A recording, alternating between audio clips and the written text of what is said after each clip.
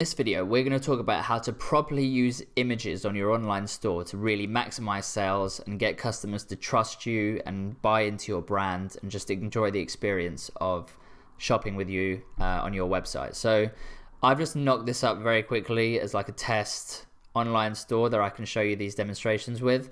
So the main thing is, I can't believe on so many dropshipping stores that I see that they haven't got like a nice welcoming image when they get on the website. They've just immediately got just a row of products, you know, with just prices and etc. And it's just not very inviting or sort of attractive and makes your brand look good. So the first thing I'd recommend is have like a really nice banner image that takes up most of the screen. It makes your site look a lot more professional and clean and tidy.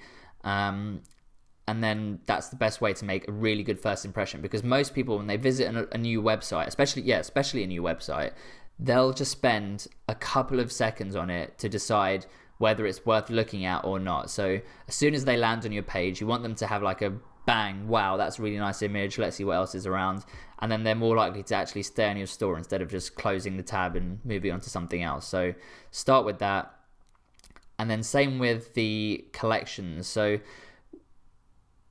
it doesn't matter whether you're using Shopify or another web platform. I'm assuming that the products are arranged into collections. So when you're displaying products, it's good to just have the product. But when you're showing collections, which is like the higher view of the products, it's nice to have actual professional photos of the products rather than just, you know, the plain ones with a white background. So it's good to have high quality photos for these as well.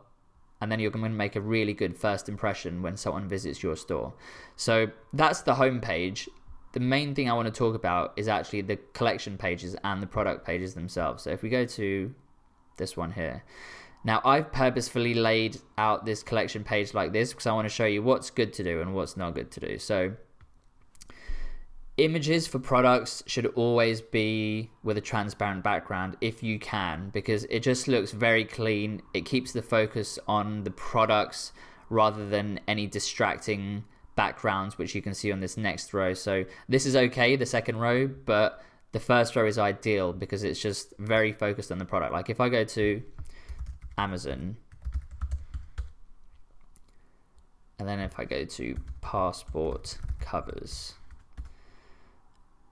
like, yeah, you can see here, they're all white backgrounds because it just looks cleaner, more professional. And a general rule is, if you're in e-commerce, what Amazon does, you should probably copy, because they've spent millions or tens of millions on researching and studying every single aspect of the customer experience online. So they normally know what works best. So if they have white backgrounds, you should have white backgrounds too.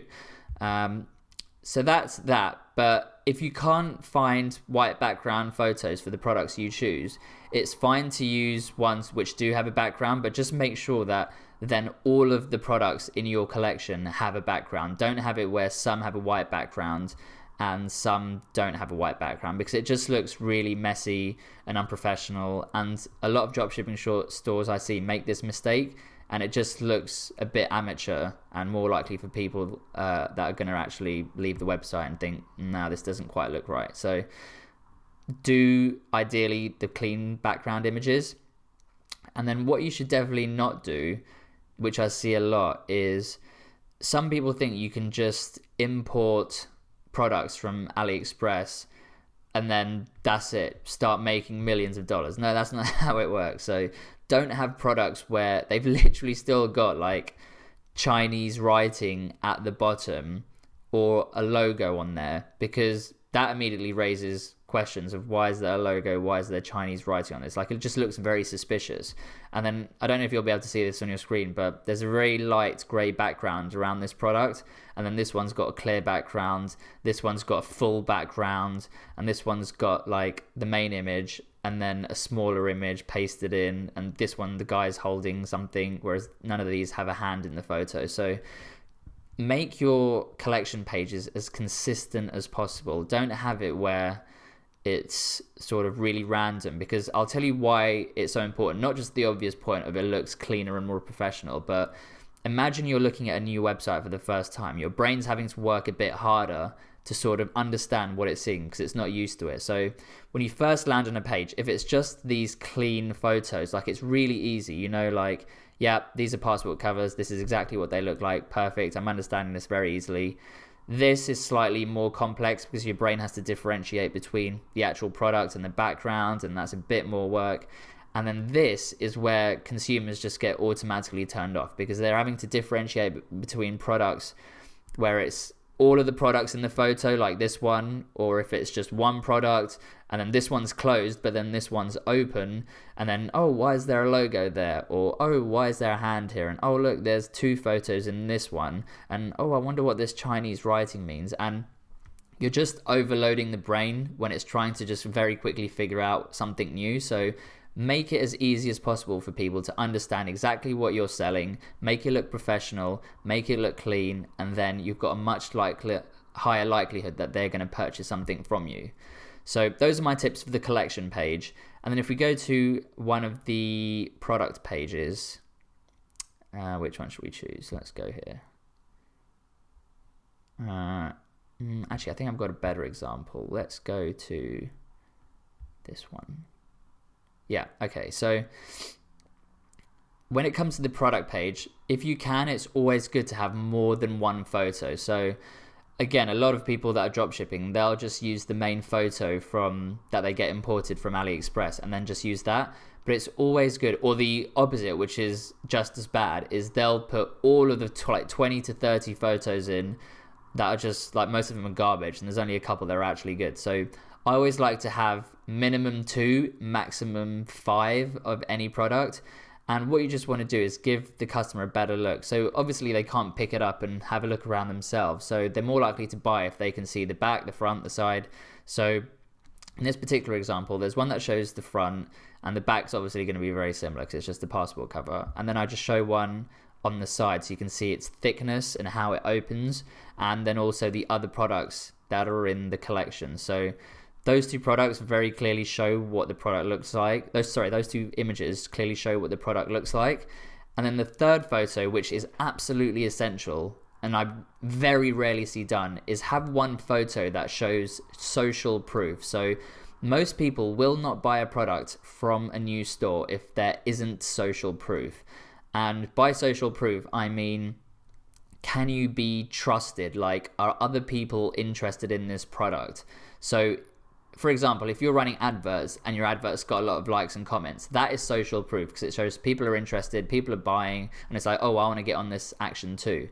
But assuming that your advert's new and you don't have engagement, or you're not using advertising, they've just come from your website a different way, then they need social proof to make you trustworthy. Like, a good product by itself isn't going to make people buy something from you. They're handing over their credit card details, so they need to trust you as well. So in addition to the product photos, I always have one photo for social proof.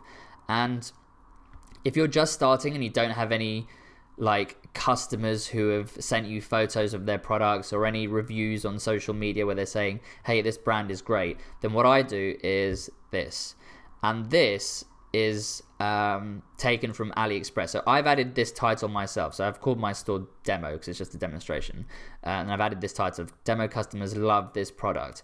And then this actual scale here of these 5-star ratings is from AliExpress. So I'll show you how to do that. So if you go to my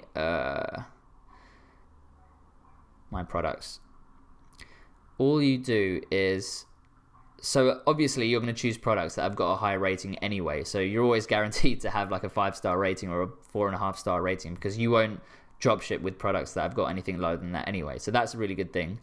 And then all you do is find the product. So go back to the AliExpress page, and then, oh, here we go at the top. There's the feedback tab. Click the feedback tab. And then here you get that rating.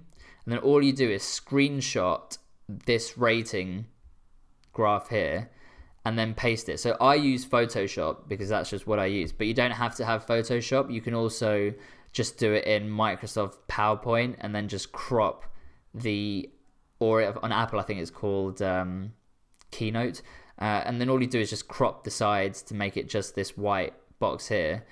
And then just add like a title Oh no, that's not Photoshop. And then just add like a title, and then you're good to go. Then you've got this sort of social proof of people are actually buying it. It's got 5 stars, and then ideally it'll have like a reasonably high quantity of 5-star reviews as well.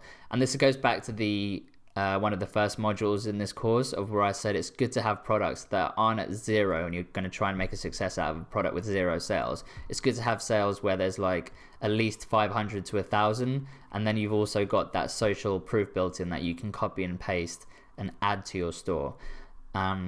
So this is a great way to start, but once you do start getting orders and you encourage customers to sort of tag you in their photos, definitely put those in either in addition to or instead of this photo here, because customer photos are the best social proof. Like, you're actually showing customers who have bought their products, so they can, in addition to see the product, what it looks like in real life, they can also see that customers are so happy with it that they're posting on social media. So social proof and great product photos are essential, and then make sure that your collection photos are consistent and ideally with a white background. And then on the home page, focus on beautiful photos that make a great first impression and make your site look trustworthy and like a brand that people want to be associated with. So, because if you've got like a sexy looking brand, then people will naturally want to associate themselves and share your content and your promotions on social media because it actually looks good. No one's going to want to share with their friends a website that looks terrible. So those are the 3 points: the home page, the collection page, and the product pages. Make sure that those are on point, and then you're going to have a great chance of converting your customers into loyal ones in the long term.